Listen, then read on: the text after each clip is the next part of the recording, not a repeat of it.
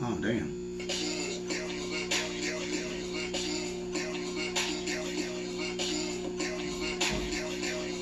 Oh!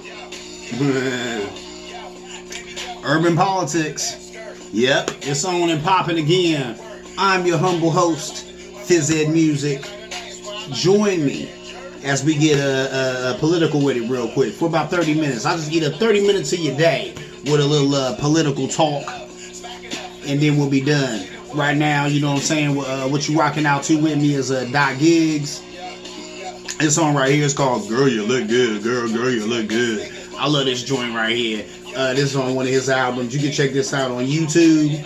I'm pretty sure it's on SoundCloud. It's all over the place. You know what I'm saying? Lord Hakeem got the Phoenix all over the place. So, Dot Gigs, Girl You Look Good. I love this song. You know what I'm saying? It's definitely a club banger.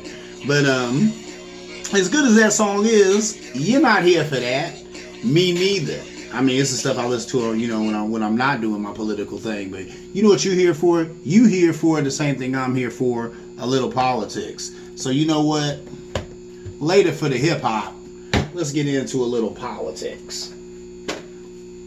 All right, let's start with Mr. Joseph Biden. Hold on. Let me make sure that y'all can see me real good. I'm catching a glare off the camera. I'm hoping you can see me. All right. Biden makes some stupid comments. He's known to do that. He gonna say Latinos have a lot of diversity, unlike the blacks. He didn't mean that like that. Here I am speaking for Joe Biden. Check this out, though. I heard him say that. You know, I'm watching the interview and I'm thinking to myself, I understand what he's trying to say, but he's not saying it the right way. And then he goes on to talk about how if you talk to the Spanish community, there's a lot of diversity when it comes to how they feel about immigration, saying that there are some Spanish people who are for immigration, there are some Spanish people who are against immigration. Okay, but he didn't say that the right way, especially when he says Latinos have a lot of diversity, unlike the blacks. There's Mr. Biden. There's a whole lot of diversity amongst the blacks. That is the reason why the blacks can't get together on anything, because a lot of us feel a lot of different ways about a lot of different things. So there's that. What you really meant to say is what I just said, and when you broke it down after that comment, you know what I mean, how there are Spanish people who are for immigration, some who are against it. There are some Spanish people who came here through immigration. They waited in line. They waited all the years. They got sponsored by a family. They had a little bit of money in their pocket. They were able to grease the wheels a little bit. Boom, they're in the country. You have other Spanish people who are natural born citizens of these United States, like Mr. Ted Cruz. You know what I'm saying? His parents are from Cuba, but he was born on this soil. So that makes him a natural born citizen of these United States. You have some immigrants who come over here and they work and stuff, and they don't want the competition from other immigrants coming over here trying to get jobs and all that other stuff. So they're not for immigration. They don't agree with it. So, you know, there's different ways that people get into this country. And of course, immigrants are not a microcosm of people, just like black people aren't. So they don't all agree with how people are let into this country or how long they should be able to stay or any of that good stuff. That makes sense. That is diversity amongst the people. But then when he said unlike the blacks, it made people think that he's trying to say they were all the same. I don't think that's what he meant. I think that just came out wrong. There is a lot of differences amongst black people, but there are some similarities. There are some things that you just say, oh, that's a black thing. And it is a black thing.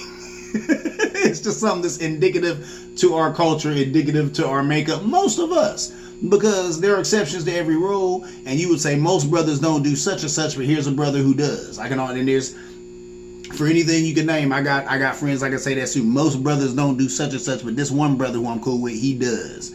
So there's that. You see what I'm saying? But he just should have said that differently. When it comes to Mr. Biden, how about this, Joe? Will you make your VP announcement and then get back in the basement? That's my dude. I've gone on record on this show saying I like Joe Biden. He is a master of the dramatic pause. I love that guy. But he is the gaffe master. He makes gaffes. He's not helping us. He is the only choice we have besides Trump. Biden, stop giving people reasons to not vote for you. If you just keep your mouth shut, Trump will hang himself. If you just don't do anything, Trump will wreck his own car. And then you can just come out in the end. Actually, what he needs to do, here's what Joe Biden needs to do. He needs to come out, make his vice president presidential pick, probably Kamala Harris. Go ahead and elect that sister. And then elect that sister. Go ahead and say she's going to be his vice presidential pick. And then go away. And let her do all the talking. Let her do all the talking. Let her take all the heat. Because she got her own heat that she's going to take. But she can take it. And she's a woman of color. So it ain't going to be as bad as it'll be for an older white male right now in this climate. So let her do that. Let her take it. And she'll be happy to do it. It'd be no big deal. She's a Democrat. She been taking it for the ticket. She ain't tripping. She'll take all that heat. All that heat. In the end, when it's time to vote, you just pop up out the basement. We vote for you. We get the demon out of there. And then we start governing this country as we need to. Number one, get rid of the coronavirus. So that's number one. But that's my point. We could do all that. But it starts with Joe Biden shutting his mouth and staying in the basement. And let Kamala do a bunch of the talking and take a bunch of the heat. Because she'll do that. So that's what needs to happen. If Joe Biden or anybody who knows the man is in earshot of me right now, please tell him the Fizz and Music said, hey, bro, as a man, as a purveyor of politics, please stay in the basement because you're all we got right now. Stay in the basement. Keep your mouth shut. Pick Kamala. Let the world know that she's your girl and that's who you're going with. That's going to be your right-hand woman. Let her do the talking. Come out and we'll win this thing. Moving on. There's a study that showed that blacks are 50% less likely to get called back for interviews. If you're black, no one had to do a study for you to know this. Everybody black knows what it's like to, to put your name on a resume or whatever to fill it out real good and correctly. Back in my day, you had to have good penmanship. You fill it out all nice and correctly and still get no call back. These days, these kids are filling out, applications on their cell phone. A lot of these places got mobile apps or whatever. You go on the mobile app and you fill out the application. But they were talking about things that keep you from getting the call back are black sounding names. There's a lot of that.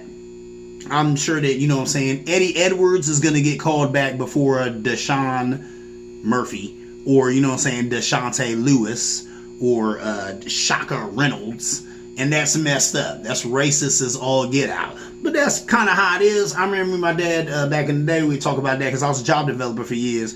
And we'd talk about it and he would be like, well, a lot of it is just this guy not wanting to have to sit there and have to, fumble with a name. Maybe he'd rather just call John Lewis than call Devontae Martin. Deshante, see what I'm saying? So even though that sounds like for real, but on some level, I think it is kind of that trivial, that simple. They were like, instead of, I don't want to have to call Deshante. What's this guy's name? Sean. Let's hire Sean, because Sean is easier to say than Deshante. And that's sad and pathetic, but I think that happens. And that, I guess that is kind of racial too. You know what I'm saying? Because someone's name should not keep them from a position, but that can happen all the time. I think there's a lot of people call it coding. We said my day we just called it sounding white on the phone. And we all had a white voice. We all have a white voice. That's called being a black person in America. You cannot be a functioning black person in America without a white voice. You're going to have that voice. And you know what? Back in the day, people call it a white voice. And then people be like, no, you got to put on your business voice. Well, you call yourself doing business in white America. I guess you're putting on your white voice. There's been plenty of times I've been on the phone with white people and they've told me that I sound like a white boy on the phone, which I'm like, okay, you know what I'm saying? But to me, it's just me being professional. I answer the phone, hello, this is Eddie Edwards. You called Urban Politics. Can I help you? I'm not going to be like, yo, what up? This your boy Ed. You know what I'm saying? Getting me on the realest level. You know what I'm saying about this urban politics thing. No. If you talking to one of your people in the street or a friend, that's how you talk. But when you're talking to somebody professionally, there is a way to speak professionally. That's the King's English. I never necessarily thought of that as speaking white, but a lot of people do, and that's sad because they pigeonhole black people into only using slang all the time. which a lot of us do use slang all the time, but not all of us. There's a lot of times with each other that, you know what I'm saying, we're using the King's English because we're doing business with each other. And we don't want the other person to think that we're a slouch or something or not taking it seriously. So, you know what I'm saying, even if I'm calling another black man, if it's on a business tip, I'm not going to call him up like, oh, what up, bro? This is Ed. What's good with you, homie? I just was calling to see what was going down. No. Hello, this is Mr. Edwards. I heard that you were interested in some voiceover work. Please give me a call at such and such and such and such. I humbly wait, your response. Something like that, you know what I'm saying? Because you want to be business type. So there it is. So, there's always that sounding white over the phone. I dated a chick, and she had told me that she was having all these problems with her landlord. And she said, I'll tell you, everything was cool. Everything was cool with this guy over the phone. But she said, as soon as I showed up and I was black as the ace of spades, he didn't like me no more. That happens. Me and my sister have had conversations about that because she has a very white sounding name, Lydia Edwards. Lydia. That's kind of a Jewish name. A lot of Jewish girls have that name. So they hear that Lydia, and then they hear her talking on the phone. She thinks she a little Jewish girl or a white girl. She get there and she black like me. Sometimes that's a problem for people. I can't tell you how many places I done went and wished I could have sent a white avatar in, but I couldn't do that. I had to go in with all this, and it didn't come out good. And I mean, seconds when you walk in the door, you can tell when people are turned off by the fact that your face is so dark. And that's messed up because there's really nothing you can do about that. I mean, you out of business at the door. You could be the nicest guy in the world. You could have all the jokes. You could be just as charming as all get out. But you showed up dark-skinned. You showed up black. And they have all these bias against black people. You are out of business at the gate. That is white supremacy. That is white privilege. But that is another show. Moving on, I want to talk about the NYPD slashes $1 billion from their budget. Woo, that sounds like a lot. They still got $5 billion in their budget. Why do they need that? So they had $6 billion. They slashed $1 billion. Now they still got $5 billion to play with. Why do they need that? They don't need $5 billion. That's ridiculous. A lot of that money needs to go into homelessness. A lot of that money needs to go into mental health counseling. A lot of that money needs to go into doing something about this wage gap, doing something about this income gap. I tell people all the time, a lot of these problems that we have are economic. People don't want to admit that, and they don't want to deal with that because that's a lot harder. It's easier to say we have a homeless problem. It's easier to say we have a racial problem than to say, how about this? We have an economic problem. We have an economic inequality problem, and we need to do something for real about that. Don't just talk about it. Don't just do lip service. We need to come up with some programs that puts money in the pockets of people who don't have it. Because if you call yourself equaling, income inequality, you have to give income to people who don't have it for whatever reason. Now, systematic racism, a lot of different things have led to people not having the incomes they should have. But if you call yourself trying to rectify it, that means that you have to put money in the pockets of working Americans, working brown and black people. That's a revolutionary concept. I know people don't want to hear it. That scares people to death. What? You gonna be giving black and brown people money? Yeah, that's what needs to happen. Because all we're doing is giving what's being owed us. Reparations, I said the R word. We're going to deal with it in a little while. Give me a minute, though. I'm not there yet. But we'll get there in a minute and we'll talk about reparations. It's a real thing and it needs to happen. But until we're ready as a nation to talk about that in a real way, we're going to have these problems right here. And that right there, there's some of your money. That's an ungodly amount of money. That's an ungodly amount of money. How many black billionaires are there? I think there's Oprah. I think there's Bob James. Is that his name? The brother who owned BET and then he sold it, but he had to give some of that money to his woman. But I think she's a billionaire because of it. So there's literally a handful of black billionaires. There might be 5 black people on the planet who can call themselves billionaire with a B. Think about that. And the New York City Police Department, City Police Department, I've been to New York. I love New York. New York is a heck of a city. I go there often. I haven't been there in a few years because my money ain't been right. But let me tell you, I got a little bit of money in my pocket. I want to hang out. New York is the spot. My lady loves New York. We love New York. Times Square, Harlem. I love Harlem. Great place. These are great places. That police department does not need $6 billion. Come on now. They don't need that. That's a lot of bread. That money could definitely be doing a lot of other good stuff in New York, of all places. You can't tell me that can help with some mental health counseling in New York. That can help with some income equality type programs in New York. How about this? Let me tell you something. Here's a little, I just got to throw this in there now that we're talking about New York and how this money could be spent better places. I remember doing a show in New York. I was on like a radio program, and we were doing a show down there because it was like for the radio program that I was doing. And there was a guy around there, and he lived in one of the high-rise projects around the park we were in. I think it was Thomas Jefferson Park in Harlem, because I remember making the joke about Thomas Jefferson and how he loved on his slaves and loved his slaves. That was a tasteless joke, but they thought it was funny. Anyway.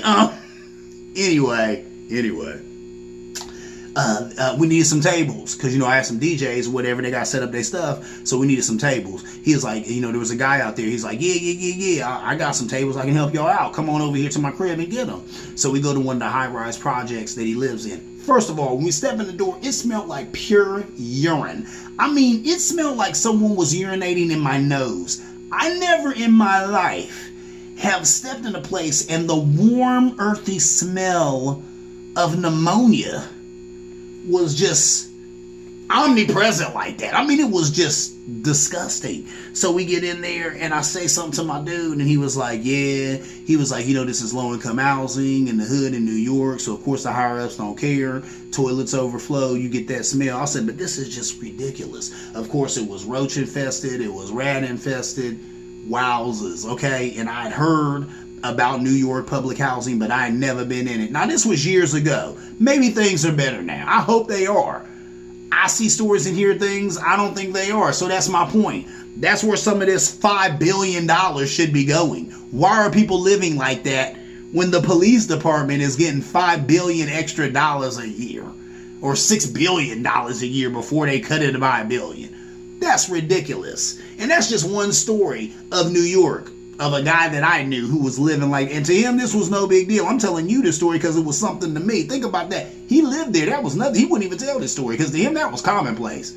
But I come from Columbus, Ohio, so that wasn't commonplace to me. I was like, Jesus, this is horrible. But that's pathetic. It's messed up. People are living like that. Why are they living like that? Because priorities have been placed at the wrong things.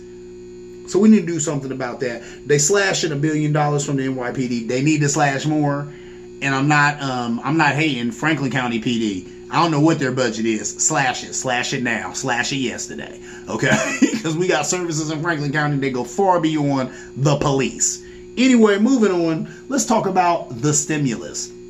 It's on the tip of everybody's tongue because it's money. Some people running around talking about their Trump money. When I'm going to get my Trump money. He's happy about that because they said a lot of this stimulus madness is him just trying to put some money in the pockets of Americans, hoping that they'll remember him come November 3rd.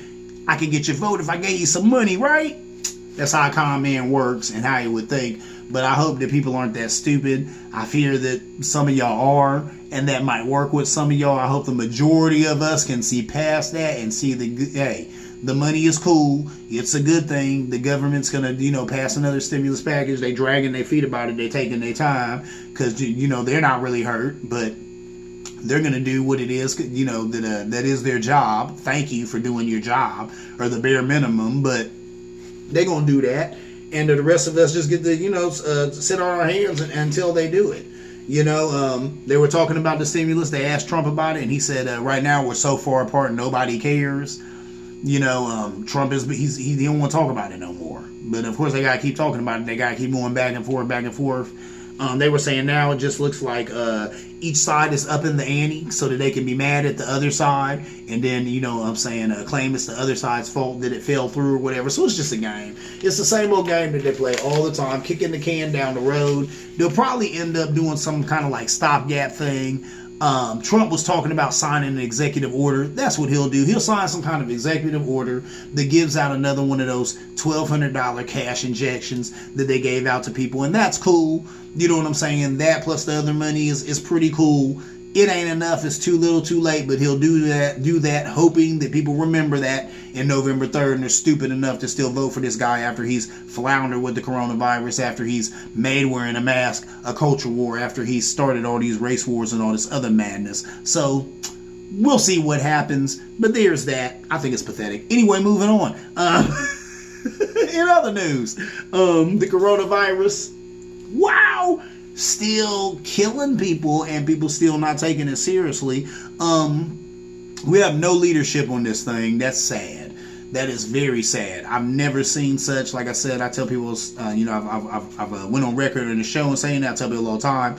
I've been watching politics probably since I was 11 years old, 10, 11 years old. I mean, really watching it, like watching the news and being into stuff that's going on around me. And which is not good when you're 11, but anyway, I've never seen such. There is such a vacuum of leadership out here, and sadly enough, I don't think it's because Trump doesn't want to lead. I think he just doesn't have it. He does not have the skill set that we need right now, and the skill set that we need right now is not vast. We're not asking for a lot. You know what we need right now? Compassion. He don't have that. He don't have it. He don't have it, and that's sad. That's the one thing we need right now. We just need a guy who cares. We just need a compassionate leader, and we don't have that, and we won't have it in him. So we can stop looking for it. You can quit praying for it. You quit wishing it would come, because it ain't coming. He don't have it. He doesn't have the capacity for compassion that we need right now, and all the capacity that we need is just regular human compassion. Nothing grandiose. I'm talking about the same compassion that any human being would have for another human being. Oh, you're a breathing human being in the planet Earth? You know, I care about you. I care about your well-being. We can't get that from this guy. So there's that. Over 160,000 deaths here in America. I shudder to say that. I was reading an article not too long ago, and they were saying something that they're looking at maybe over 200,000 deaths by October. That's scary to think. There was a girl in Georgia. I'll call her an activist because that's what she was. She did some activism, and she took a picture of a hallway full of maskless teens. There was a sea of kids in this hallway. Nobody wearing a mask. They were saying few people wearing a mask. I saw no mask. If you see a mask, let me know. I ain't seen no mask out there. So there's a whole bunch of kids in this hallway, none wearing a mask. And her name was Hannah Walters. And or Hannah Waters, Hannah Waters, Watters, and she was saying that she was getting in good trouble. She said she got in some good and necessary trouble by taking that picture. You know what I'm saying? She got that from a man, John Roberts, or you know what I'm saying, John Lewis, and that was his thing. You know what I'm saying? Getting in some good and necessary trouble.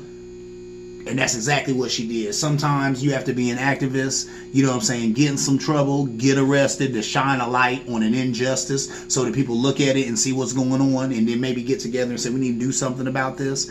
She did that. She really stepped out there, but she did it in an effort to help her friends, to help her family, to help everybody in Georgia. What are they thinking there? Got kids in a hallway like that. Now, they're going to say, I read the article, and they had all types of stuff. They're going to say that this was just a moment in time, and these kids were only in that hallway for a short little second or whatever before they're going to classes, yada, yada, blah, blah, blah, woof, woof, woof.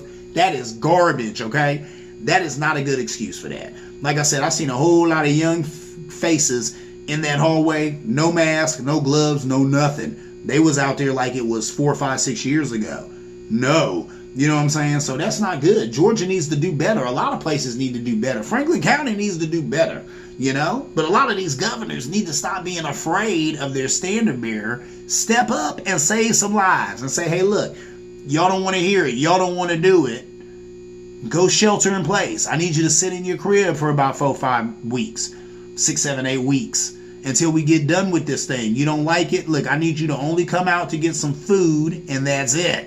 And go back to your house and sit there and keep your nasty germs in there with you and your other loved ones' nasty germs until we take care of this thing. And we could be like some of these other countries you see who have flattened their curve if we had a teaspoon of discipline around here.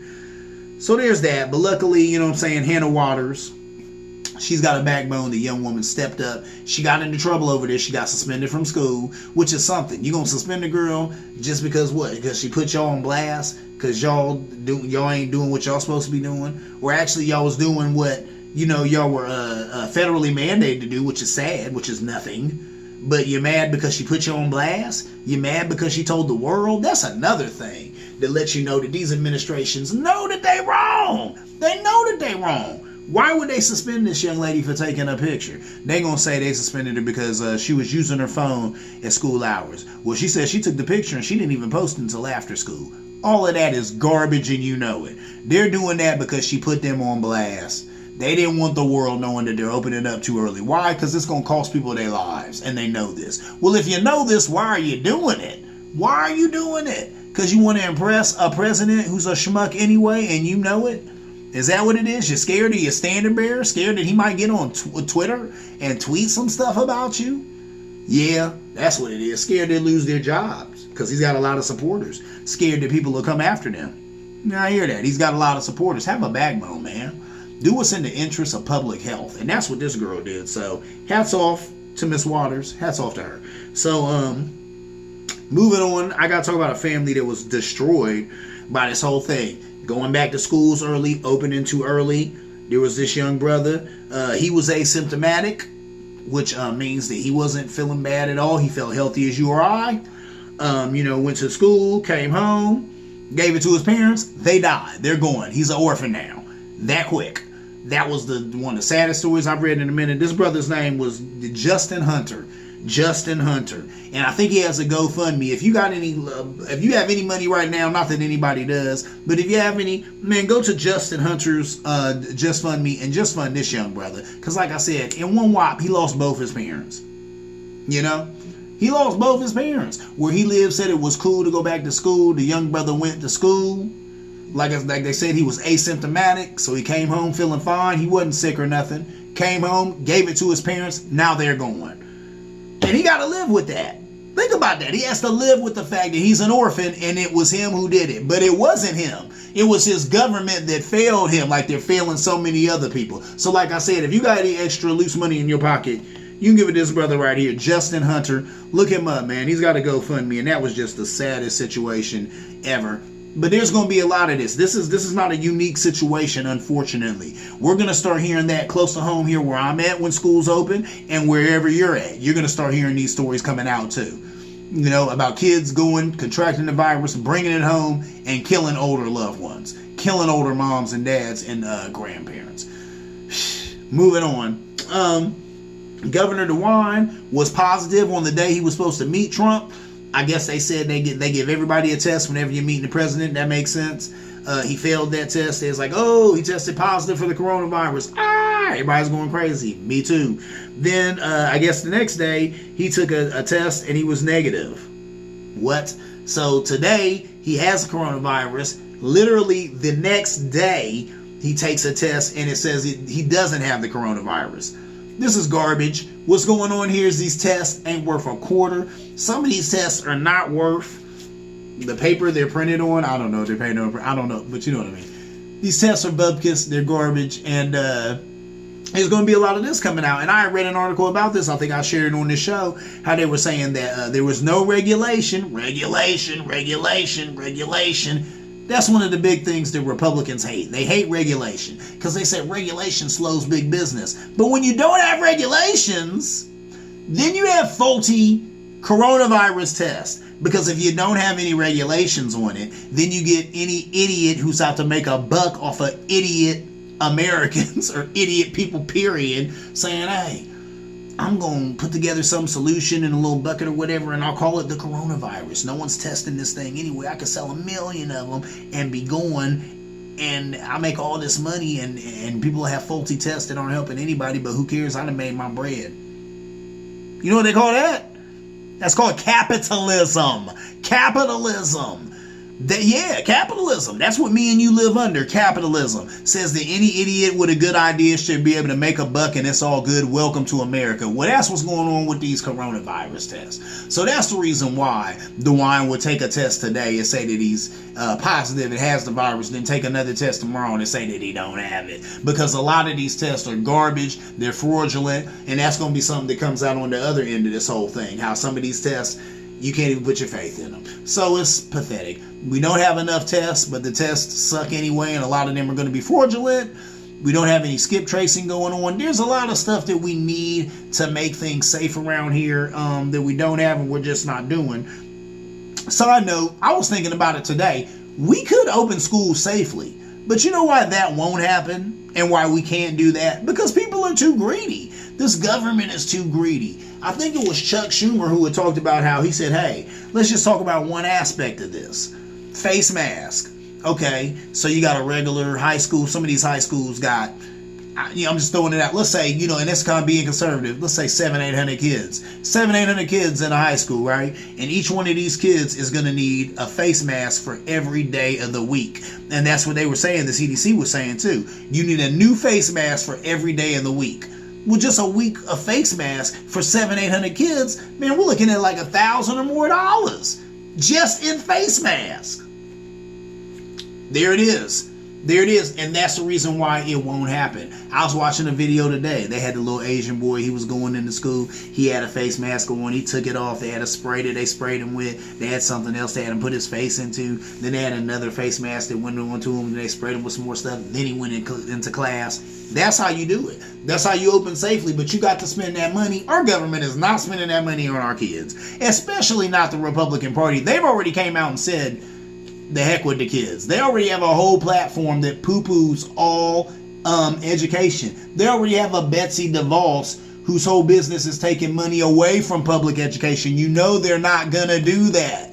So we could open up safely, but it will cost a lot of money that the Republican Party and your this administration and your president, Mr. Donald Trump, is not going to spend because you don't care like that about the kids. You don't care about the kids like that. The kids are not worth $1,000 a week in face mask to this administration. They're not. Your kids are not.